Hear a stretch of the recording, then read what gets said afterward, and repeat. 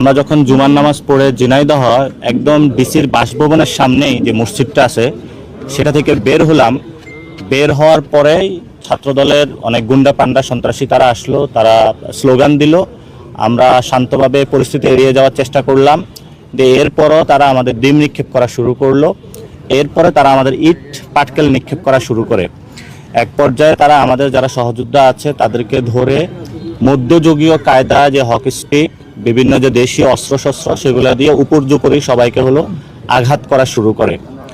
আমরা শান্তিপূর্ণ অবস্থান বজায় রেখেছি। আমরা কোনো সন্ত্রাসী ছাদে আমরা পা দেইনি।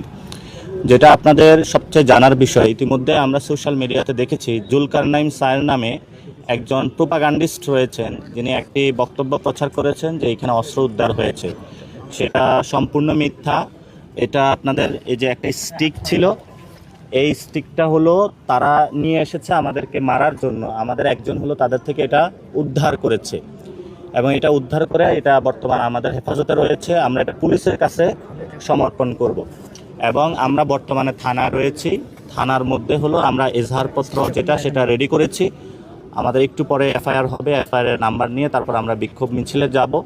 এই হামলায় কারা কারা অংশগ্রহণ করেছিল এর মধ্যে অন্যতম ছিল ইসলামী বিশ্ববিদ্যালয় ছাত্রদলের আহ্বায়ক এবং এখানে জেলার যিনি সভাপতি রয়েছেন ছাত্রদলের, এবং সাথে সাথে এখানে ছাত্রদলের অন্যান্য কর্মী যারা ভবিষ্যতে যুবদলের পদপ্রত্যাশী, তারা এই হামলায় অংশ নিয়েছিল। সবচেয়ে আমাদের কাছে ভয়ঙ্কর বিষয় যেটা লেগেছে, ছাত্রদল, যুবদল, বিএনপি একসাথে যখন আমাদের উপরে হামলা করে, পুলিশ সেখানে নির্বিকারভাবে দাঁড়িয়েছিল। আগের সময় আমরা যেটা দেখেছি যে ছাত্রলীগ, যুবলীগ, আওয়ামী লীগ একসাথে হামলা করেছে, পুলিশ তাদেরকে ব্যাকআপ দিয়েছে। আজকেও আমরা সেই পরিস্থিতিতে দেখলাম এবং সে আওয়ামী লীগের যোগে আমরা আজকে থেকে অবতীর্ণ হলাম। তো এই আইয়ামে জাহিলিয়াতের বিরুদ্ধে আমাদের লড়াইটা আরো জোরসোরে অবতীর্ণ হবে। আমাদের এখানে যে এটার পরোক্ষ মদত দিয়েছে সেটার মধ্যে আইনমন্ত্রী রয়েছেন আসাদুজ্জামান, তার অনুসারীদেরকে আমরা সেখানে ফুটেজে তাদেরকে শনাক্ত করতে সাথে সাথে এখানে রয়েছেন জেলা প্রশাসক যিনি রয়েছেন আব্দুল মজিদ। তো ওনার অনুসারী যারা আছে তারাও হামলায় অংশ নিয়েছে এবং কয়েকদিন আগেই গণ অধিকারের দলছুট একটি কর্মী রাশেদ খান, যে নব্য বিএনপি কর্মী হয়েছে, তার অনুসারীরাও রয়েছে। এটা আমরা গতকাল থেকে শুনতে পেয়েছি তারা একটি পরিকল্পিতভাবে হামলায় অংশগ্রহণ করেছে।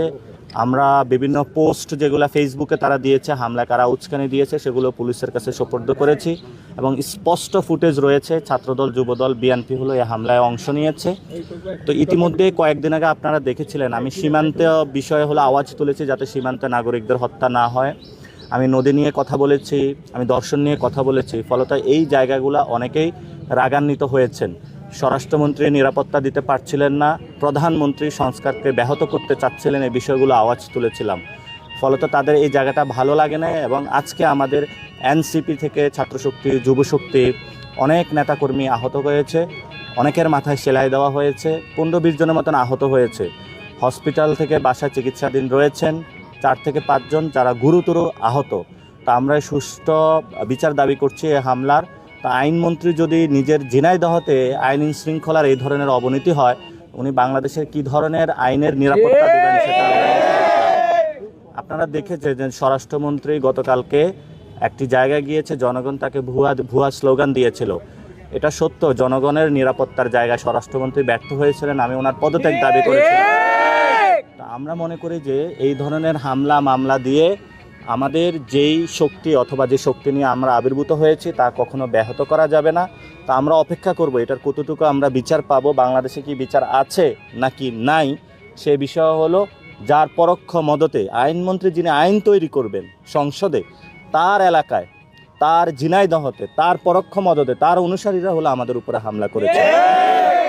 এবং আমাদের একটু পরে একটি প্রোগ্রাম ছিল যোগদান অনুষ্ঠান, সেই যোগদান অনুষ্ঠানে সেখানে তারা হামলার জন্য উদ্যত হয়েছে বিএনপি, ছাত্রদল, যুবদল। সেখানে পুলিশ সিলগালা করে দিয়েছে ওই ভবনটা, যাতে কোনো পরিস্থিতি তারা হলো অ্যাভয়েড করতে পারে। তো আমরা সেই যোগদান অনুষ্ঠানে অংশগ্রহণ করতে পারছি না। আমরা একটু পরে একটি বিক্ষোভ মিছিল করব, যেটার মধ্য দিয়ে আমাদের রাজনৈতিক অধিকার, আমরা যে নিপীড়িত নির্যাতিত সেই বিষয়টি আমরা জানান দিব। আপনাদের যদি কোনো প্রশ্ন থাকে সেই প্রশ্নগুলোর আমরা উত্তর দিতে পারবো। এটা হচ্ছে যে আমরা যেটা বারবারই আপনি বলছেন যে আইনমন্ত্রীর মদদে এই হামলা হয়েছে, তাহলে এটা কি আপনার কাছে কি মনে হয়েছে যে তারা পূর্ব পরিকল্পিতভাবে হামলা করেছে? আইনমন্ত্রী কেন এখানে হামলা করতে যাবেন সেই বিষয়টা যদি আপনি একটু ব্যাখ্যা করেন। সাধারণত ঝিনাইদহে আইনমন্ত্রী কিন্তু উড়ে এসে জুড়ে বসেছে এবং আইনমন্ত্রী এখানে একটা সন্ত্রাসের রাজত্ব কায়েম করছে। এখানে কিন্তু আইনমন্ত্রী এবং এই যে বিএনপির কর্মী রাশেদ গ্রুপ, আইনমন্ত্রীর গ্রুপ এবং মজিদ গ্রুপ, তাদের মধ্যে ত্রিমুখী একটি সংঘর্ষ। এই ত্রিমুখী সংঘর্ষ থাকা সত্ত্বেও তারা একটা জায়গায় সন্ত্রাসী কার্যক্রমের বেলায় তারা কিন্তু এক, এবং সেই জায়গায় তারা ঐক্যবদ্ধভাবে এই সন্ত্রাসী হামলাগুলো চালিয়েছে। এবং আমরা ফুটেজ দেখে শনাক্ত করতে পেরেছি ইলেকশনে তারা কাদের জন্য কাজ করেছে, কার অনুসারী, সেটা ঝিনাইদহের প্রত্যেক মানুষ জানে। এবং সাথে সাথে এখানে যেটা হয়েছে, তারা বিএনপি পুরো বাংলাদেশে প্রোপাগান্ডার হলো তারা নিয়ে হাজির হয়েছে। তারা আমাদেরকে মেরেছে, মেরে আবারই বলে হলো এখানে অস্ত্র উদ্ধার হয়েছে। যেখানে আমি আপনাদেরকে দেখিয়েছি এটা একটা স্টিক ছিল, যেটা হলো আমরা তাদের থেকে উদ্ধার করেছি। ভিডিও ফুটেজে আছে হকি স্টিক দিয়ে আমাদেরকে মেরেছে। স্বরাষ্ট্রমন্ত্রী বলেন যে মধ্যযুগীয় কোনো হলো আইন চলবে না, কিন্তু মধ্যযুগীয় কায়দা হলো বর্বর হামলা চালানো যাবে, এটা তিনি অ্যাপ্রুভাল দিয়েছেন। তো সেই জায়গাটা হলো আমরা ইনশাল্লাহ, এটা প্রধানমন্ত্রী, আইনমন্ত্রী, স্বরাষ্ট্রমন্ত্রী আজকের ঝিনাইদহতে যে হামলা হয়েছে এটা মস্ত বড় ভুল করেছেন। এই ভুলের খেসারতে তিনজনকে দিতে হবে। একটা সময় শেখ হাসিনা আমাকে জেলে নিয়ে এসেছিল, শেখ হাসিনা সে ভুলের খেসারত দিতে হয়েছে। প্রধানমন্ত্রী তারেক রহমান, স্বরাষ্ট্রমন্ত্রী সালাউদ্দিন, আইনমন্ত্রী আসাদুজ্জামান, এই তিনজনকেও তাদের এই জীবনের কাফারা বাংলাদেশে নিশ্চিত।